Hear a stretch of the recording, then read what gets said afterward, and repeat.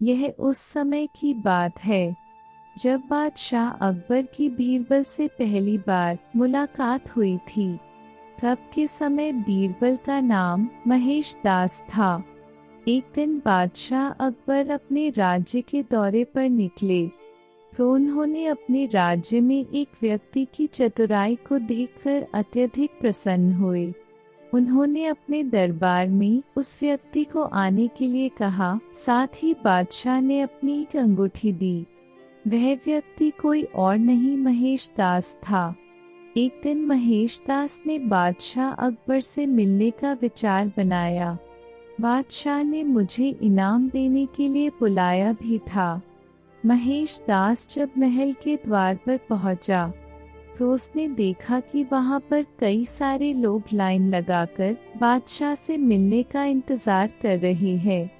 साथ ही यह भी देखा कि द्वारपाल सभी से कुछ न कुछ लेने के बाद ही अंदर प्रवेश दे रहा है।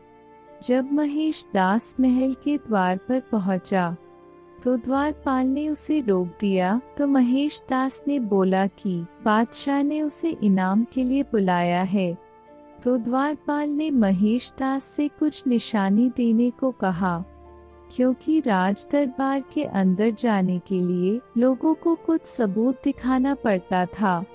तो महेश दास ने बादशाह अकबर से मिली अंगूठी द्वारपाल को दिखाई, जिसके बाद अंगूठी को देखकर द्वारपाल के मन में लालच आ गया और वह सोचने लगा कि जिस व्यक्ति के पास बादशाह अकबर की अंगूठी हो उसे कितना बड़ा इनाम मिलेगा।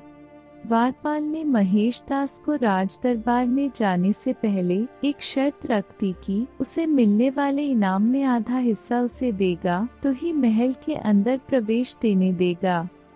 तो महेश दास ने कुछ देर सोचने के बाद द्वारपाल की शर्त को मानकर राज दरबार की ओर चले गए। जैसे ही महेश दास बादशाह अकबर के सामने आए, बादशाह ने महेश दास को तुरंत पहचान लिया और पूरे दरबार में महेश दास की चतुराई की प्रशंसा की। बादशाह ने महेश दास को कहा कि मांगो, क्या इनाम चाहिए।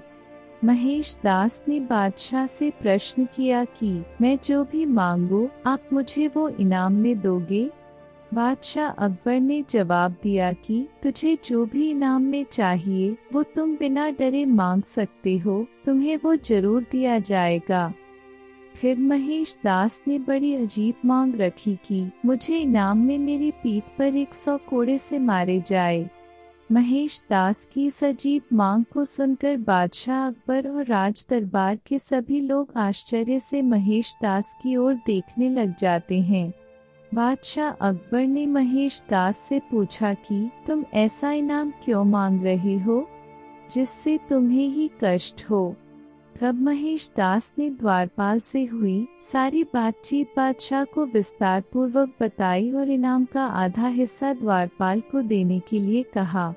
इस बात से बादशाह को अपने द्वारपाल पर बहुत गुस्सा आया और द्वारपाल को लालच की सजा के तौर पर 100 कोड़े मारने का सजा सुनाई।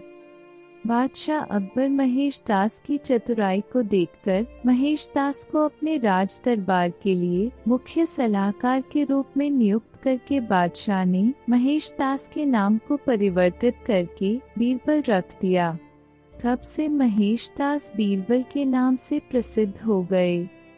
इस प्रकार बीरबल ने अपने चतुराई के दम पर बादशाह अकबर के राज दरबार में हमेशा के लिए राज्य के सलाहकार के रूप में रहने लगा। इस कहानी से हमें यह शिक्षा मिलती है कि हमें हमेशा खुद विश्वास रखना चाहिए और ईमानदारी पूर्वक कोई भी काम करनी चाहिए। अगर ये वीडियो थोड़ी सी भी अच्छी लगे तो प्लीज़ वीडियो को लाइक कीजिए और चैनल को सब्सक्राइब कर दीजिए। Thank you.